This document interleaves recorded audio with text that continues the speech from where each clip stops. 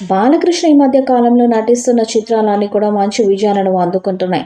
అందుకే బాలయ్య సినిమాలు చూడడానికి కూడా చాలామంది ప్రేక్షకులు మక్కువ చూపుతున్నారు. ప్రస్తుతం బాలయ్య ఎన్బీకే 109 సినిమా షూటింగ్లో బిజీగా ఉన్నారు. ఇప్పటికే ఈ చిత్రం నుంచి విడుదలైన గ్లిమ్స్ అదిరిపోయే రెస్పాన్స్ లభించింది. అయితే ఇందులో హీరోయిన్గా ఎవరు నటిస్తున్నారనే విషయంపైన ఇప్పటి వరకు క్లారిటీ రాలేదు. అయితే ఈ రోజున ఆ సస్పెన్స్కు తెరబడిపోతున్నట్టు తెలుస్తుంది.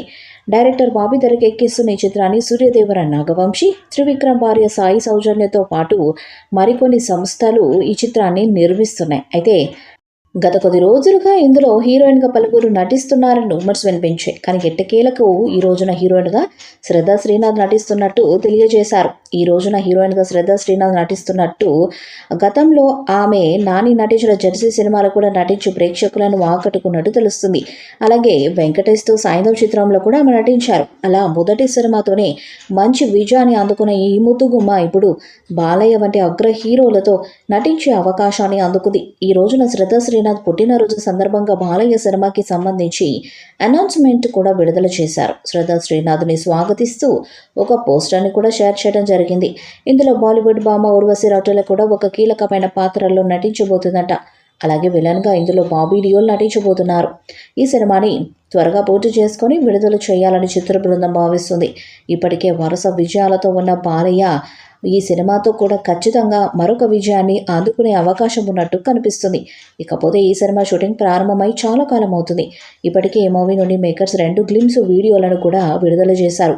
కానీ సినిమా టైటిల్ మాత్రం ఇప్పటి వరకు ప్రకటించలేదు. అలాగే ఈ మూవీ విడుదల తేదీ కూడా అనౌన్స్ చేయలేదు.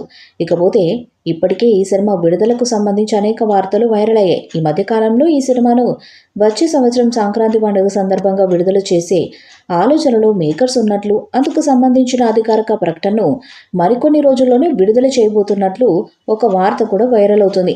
కానీ అందుకు సంబంధించిన అధికారిక ప్రకటన కూడా ఇప్పటి వరకు వెలువడలేదు.